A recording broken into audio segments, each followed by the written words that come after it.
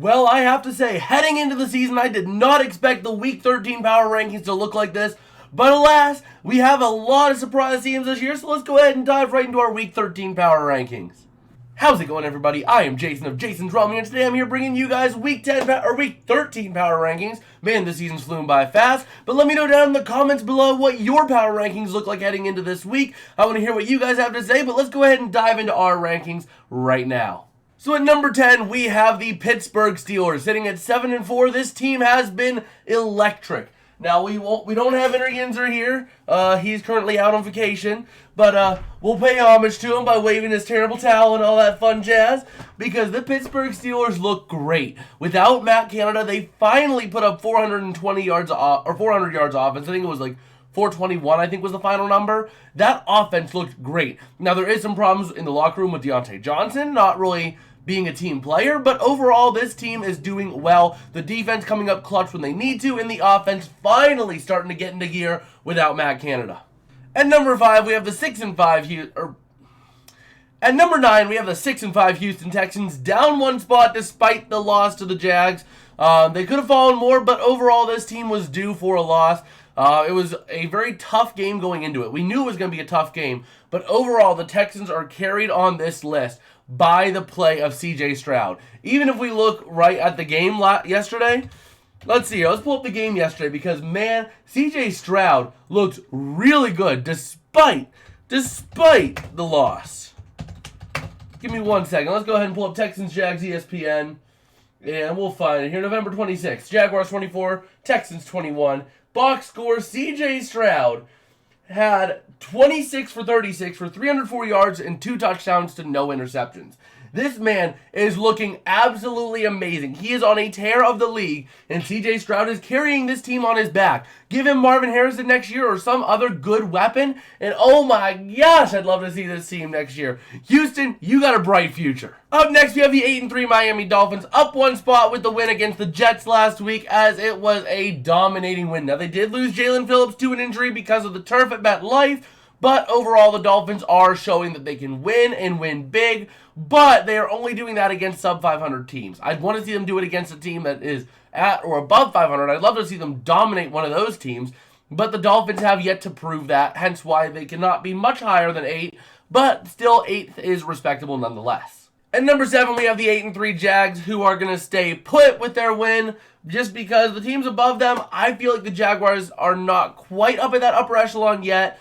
They are definitely a deadly and elite team. They have that clutch factor. They are in contention for the number 1 seed in the AFC. Everyone in the division leaders right now have 3 losses in the AFC, which is absolutely insane to look at for playoff implications. But overall, the Jaguars are a dangerous team, but I just feel like they are not as lethal as the teams that are going to come up above them. At number 6, we have the 8-3 Detroit Lions, down 4 spots from last week because this is the second week in a row that this team has looked bad. They have found ways to win in certain games, like the Bears game, but they looked awful against the Bears. And then they go and take on Green Bay at home, and they still manage to struggle. They have been on the struggle bus these last couple weeks. Maybe they were just due for a loss and they come out big time next week, but overall, with the quality of the product on the field the last couple weeks, the Lions do deserve to fall significantly in this ranking. At number 5, we have the 8-3 Chiefs, up one spot from last week, as the Chiefs are finding ways to win. They are making their wins happen.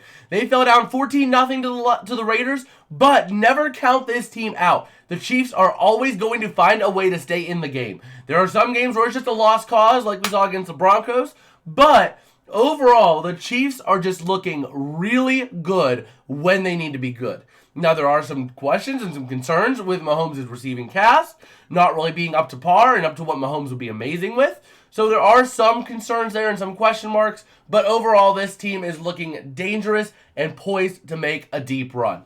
At number 4, we have the 8-3 Cowboys, up one spot as well from last week because of a monstrous win, but it was against another bad team. The Cowboys are struggling to beat teams that are playoff contenders. In fact, looking at it here, they destroyed the Washington Commanders. The Commanders were eliminated from the division race last week. That shows you how bad it is. We're only at week 13 and they've been eliminated from the division race. So there are some problems, some questions, some concerns about this Cowboys team whenever they will go toe-to-toe inevitably against good teams in the playoffs. Will they manage to cling on? Will they manage to struggle and fall apart? That is yet to be determined, but there are genuine concerns for the Cowboys. But against a bad team or against an average team, they will dominate. At number 3, we have the 9-3 Ravens staying put because, yes, they got a win against the Chargers, but it was only a 10-point win in a very low-scoring game. This offense did not look at all what we expected them to be. Was that more of a merit of Brandon Staley's defense, or was that more of a struggle on the Ravens is yet to be determined. But overall, the Ravens did take a little step back on offense this last week. I want to see how they managed to rebound after the bye. This is their one game in, I think, like 23 days. So they have time to recover. But will they manage to still be the same team without Mark Andrews going forward? At number 2, we have the San Francisco 49ers sitting at 8-3, up 2 spots from last week because, man, this team is back. As much as I hate to say it being a Rams fan and a Rams guy, this team is back. The Niners are dangerous. They are electric on offense.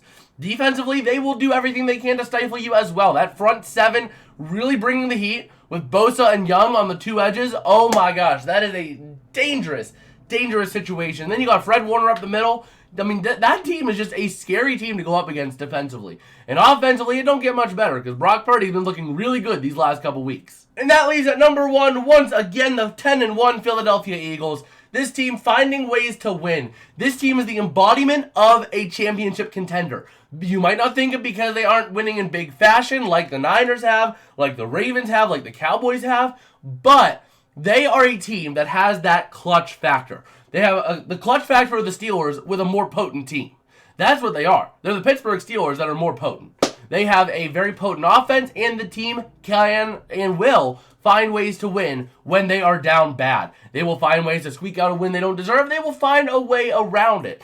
And that is the embodiment of this 10-1 Eagles team. Going forward, we'll see how they look, but right now they are looking like a team with the clutch factor. Well, that's about going to do it for me today. If you guys did like, don't forget to smash like and subscribe. It does help me out. It tells me that I'm making content that y'all enjoy. Also, let me know in the comments who should be in this list that wasn't, who wasn't that should have been. All that fun jazz. I want to hear what y'all have to say. And with that, make sure you check out our recap video down here, and I will see you guys later. Peace out and have a good one.